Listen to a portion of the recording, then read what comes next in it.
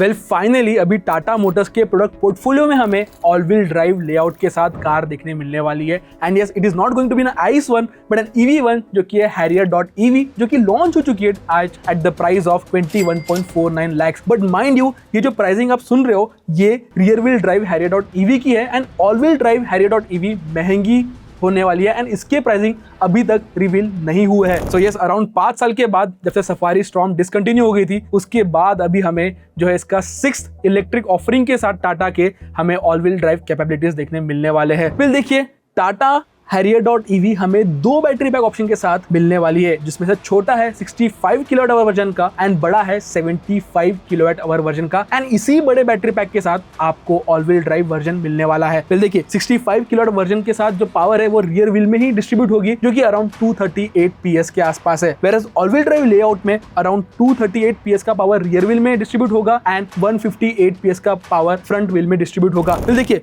All wheel drive version में आपको 2 Motors मिलने वाले हैं, जिसमें एक मोटर रियर एक्सल में रहेगा एंड एक मोटर फ्रंट एक्सल में रहेगा। एंड जो फ्रंट मोटर है वो इंडक्शन मोटर मिलने वाला है, वेयरएज रियर में आपको PMS मोटर मिलने वाला है। इसके अलावा अगर हम चार्जिंग कैपेबिलिटीज की बात करें तो जो टाटा Harrier.ev है वो अप टू 120 किलोवाट आवर का फास्ट चार्जिंग जो है ले पाने वाली है, जो कि काफी अच्छी बात है। And to give you context, जो Curve.ev है उसका max charging capacity around 70 kilowatt का ही था। देन अगर हम बात करें इसके ओवरऑल डिजाइन के बारे में, देन ऑफ कोर्स इसका जो ओवरऑल सिलुएट है वो Harrier ICE वर्जन जैसा ही लगता है। हालांकि जो लेंथ है वो अराउंड 2 mm बड़ी कर दी गई है एंड जो विड्थ भी है एंड ऑल्सो जो हाइट भी है वो थोड़ी बड़ी है। बट यस, जो व्हील बेस है वो सिमिलर ही है। सो अगर हम ओवरऑल डिजाइन चेंजेस की बात करें तो of course front end rear bumper change है। जो फ्रंट ग्रिल है वो काफी भी ईवी स्पेसिफिक लगती है, ब्लैंक्ड ऑफ फ्रंट ग्रिल है एंड ऑल्सो आपको नया डिजाइन भी मिलता है for alloy wheels. But yes, अगर मोर स्पेसिफिक चेंजेस की बात करें then of course EV badging ही है। वेल देन जब हम अगर इंटीरियर्स एंड फीचर्स की बात करें उसमें से व्हीकल टू लोड भी है, व्हीकल टू व्हीकल भी है, पैनोरामिक सनरूफ भी दिया गया है, जो बड़ा 14.5 इंच का इंफोटेनमेंट डिस्प्ले दिया गया है, जो कि QLED डिस्प्ले है, जो कि सोर्स है सैमसंग से। इसके अलावा 10.25 इंच का इंस्ट्रूमेंट क्लस्टर है एंड डैशबोर्ड लेआउट जो है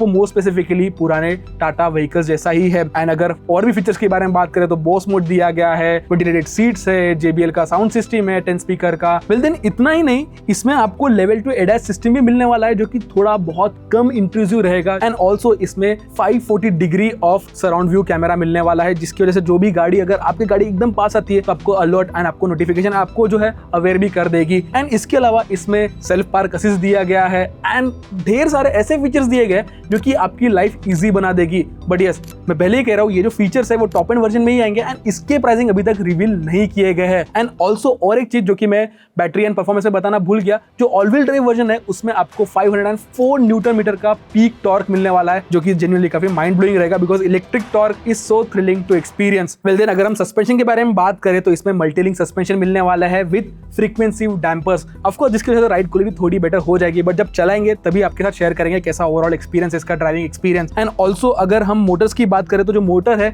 वो कपल्ड रहेगा कोएक्सियल गियर बॉक्स के साथ। एंड यस, अगर ये सारे फीचर्स देखा जाए, ये सारे कैपेबिलिटीज देखा जाए, जो कि ऑल व्हील ड्राइव कैपेबिलिटी है, काफी फीचर रिच है, जो क्रेडिबिलिटी है, उसके बाद अपर्चर डिपर्चर एंगल भी देखा जाए वो भी काफी सराहनीय है। बट जब हम इसका ओवरऑल डिजाइन देखिए तो ऑफ कोर्स महिंद्रा के जो रेडिकल डिजाइन लैंग्वेज है, जो कि काफी बॉर्न इलेक्ट्रिक फील होता है, जो कि काफी डिफरेंट फील होता है, वैसा इसका कोई डिजाइन अपील नहीं है। बट अगर हम प्राइसिंग की बात करें तो ऑफ कोर्स ये राइवल करेगी Hyundai की क्रेटा को भी एंड देन महिंद्रा की BE6 and more specifically XUV9e को। एंड उस हिसाब से अगर देखा जाए तो पर्सनली XUV9e काफी ज्यादा अपीलिंग लगती है, काफी ज्यादा फ्यूचरिस्टिक लगती है। बट ऑफ रोड कैपेबिलिटीज की बात करें then of course Harrier.ev might take a different take altogether. But yes, जब इसको चलाएंगे, जब इसको कंपेयर करेंगे तब क्लियर आंसर हमें इसका मिलने वाला है। वेल एक चीज क्या होता है कि टाटा मोटर्स के कोई भी लॉन्च के बाद बहुत सारे क्वेश्चंस जो है वो काफी ज्यादा क्लियर नहीं होते।